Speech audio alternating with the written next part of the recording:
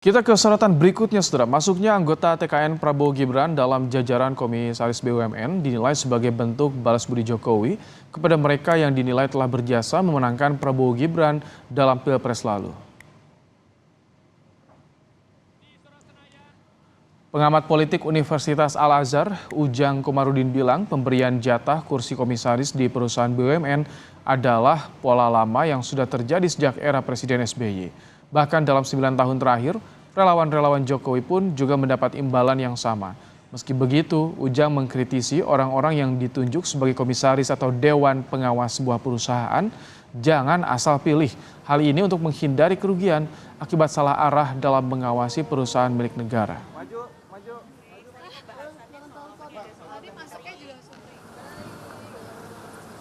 Kalau kita cermati, banyak di antara tim kampanye nasional yang diberi jatah komisaris. Apakah ini bentuk balas budi Jokowi? Kalau saya mengatakan iya ya, karena kan saling menguntungkan satu sama lain. Para presiden butuh dukungan relawan, relawan pun butuh jabatan atau butuh posisi. Nah, komisaris ini kan dewan pengawas, tugasnya mengawasi perusahaan. Kalau tidak punya kemampuan, tidak punya ilmunya, lalu apa yang akan diberikan atau sumbangsinya untuk BUMN? Artinya ya dampaknya BUMN akan rugi, akan minus, akan negatif.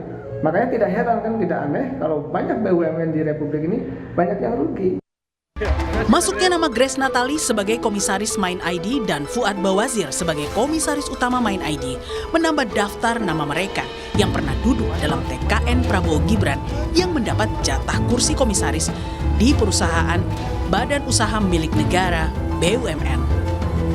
Berturut-turut sejak awal Februari 2024, anggota TKN Prabowo Gibran, Prabu Revolusi, ditunjuk menjadi komisaris independen PT Kilang Pertamina Internasional pada 1 Februari 2024. Bersamaan dengan Prabu, istri Komandan TKN Fanta Prabowo Gibran, Siti Zahra Agnia, juga mendapat jatah kursi komisaris PT Pertamina Patraniaga.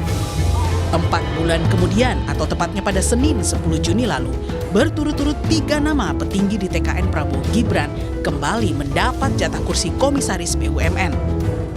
Wakil Bendahara TKN Prabowo Gibran, Simon Aloysius Mantiri, menjadi komisaris utama PT Pertamina berdasarkan Rapat Umum Pemegang Saham 2023 Pertamina. Simon, yang juga anggota DPP Partai Gerindra ini, menggantikan posisi Basuki Cahayapurnama atau Ahok yang mundur sebelum Pilpres 2024. Setelah Simon, ada nama mantan Menteri Keuangan di era Orde Baru, Fuad Bawazir, yang ditunjuk sebagai komisaris utama Main ID, yang merupakan induk pertambangan BUMN. Fuad merupakan anggota Dewan Pakar TKN Prabowo Gibran. Dan tak ketinggalan ada nama Grace Natali yang turut mendapat jatah kursi komisaris di Main ID.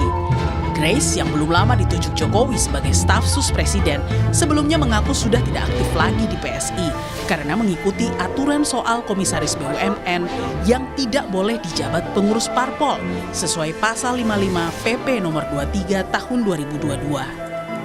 Namun, tudingan bagi-bagi jatah kursi komisaris sebagai balas budi kemenangan Pilpres kemarin dibantah Ketua Harian Partai Gerindra, Sufmi Dasko Ahmad. Dasko mengklaim penunjukan sejumlah pengurus di TKN Prabowo Gibran sebagai komisaris utama perusahaan BUMN berdasarkan rekam jejak dan kapasitasnya masing-masing. Bahwa komisaris di satu BUMN itu kan tidak cuma satu. Komisaris di BUMN itu ada beberapa, direksinya juga ada beberapa. Jadi kalau dibilang bagi-bagi jabatan, ya tentunya itu kan yang ada kan dibagi-bagi kan gitu. Nah ini kan dimasukkan satu untuk kemudian ikut bersama-sama bagaimana membesarkan BUMN yang ada dengan kapasitas dan keilmuan yang dimiliki oleh calon yang dimasukkan, demikian.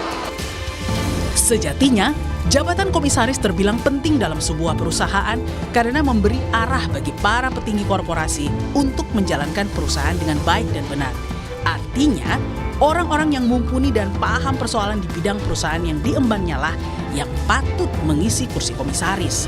Terlebih, sebagian besar BUMN menjadi ujung tombak pendapatan negara. Tim Liputan, Kompas TV.